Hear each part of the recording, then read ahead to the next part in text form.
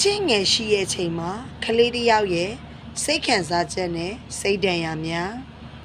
မိဘတွေကမွေးချင်းအငယ်အသက်ကလေးမွေးလာတဲ့ချိန်မှာအကြီးဆုံးကလေးသို့မဟုတ်ပိုကြီးတဲ့ကလေးတွေမှာစိတ်ပိုင်းဆိုင်ရာအပြောင်းလဲတွေဖြစ်လာတတ်ပါတယ်။နံပါတ်1စိုးရိမ်ပူပန်မှုနဲ့စိတ်မလုံခြုံမှုမိဘတွေကအငယ်ကိုပို့ပြီးဂရုစိုက်လာကြတာကြောင့်ကလေးတွေအနေနဲ့သူ့ကိုမချစ်တော့ဘူးလားဆိုရက်ခံစားချက်ဝင်လာပါတယ်မိဘတွေရဲ့ချစ်ခင်မှုကိုပြန်လည်ရယူလိုချင်တဲ့အတွက်ကြောင့်သူ့ကိုချစ်သေးရဲ့လားလို့အတီးပြုတ်ချင်တဲ့အတွက်ကြောင့်အာယုံလိုချင်စိတ်တွေအယံများလာနိုင်ပါတယ်အဓိကတော့ attention လိုချင်တယ်ပေါ့နော်နံပါတ်2ဂရုစိုက်မှုနည်းသွားသလိုခံစားရခြင်းအရင်ကတော့သူ့တယောက်တည်းကိုပဲအာယုံစိုက်ချစ်ခံနေရကနေပြီးတော့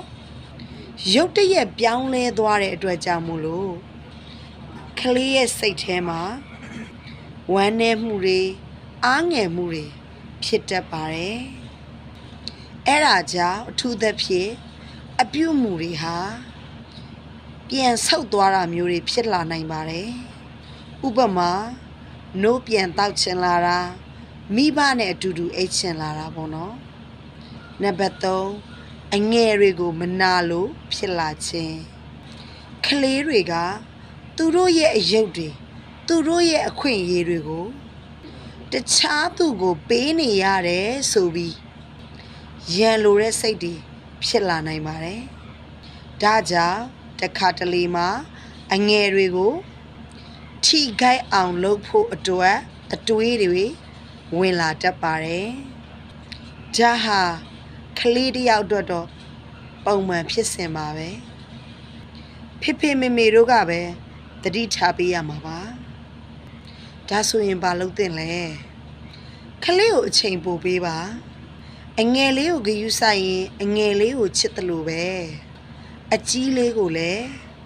တတကိုမိမိကိုအယမ်းချစ်တယ်ဆိုတဲ့စကားကလေးကိုလည်း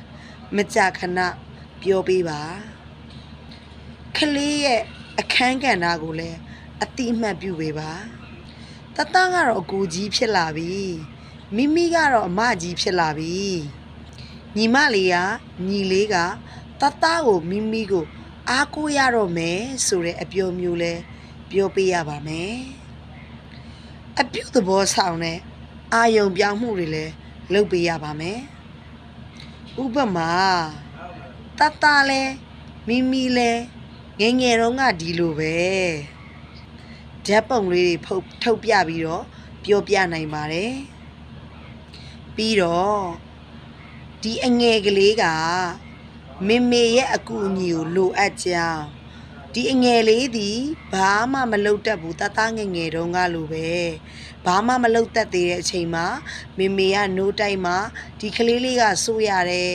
မေမေကချီမှဒီကလေးလေးကကြွားလို့ရတယ်ဆိုတဲ့ဟာမျိုးကလေးကိုပြောပြပေးစေချင်ပါတယ်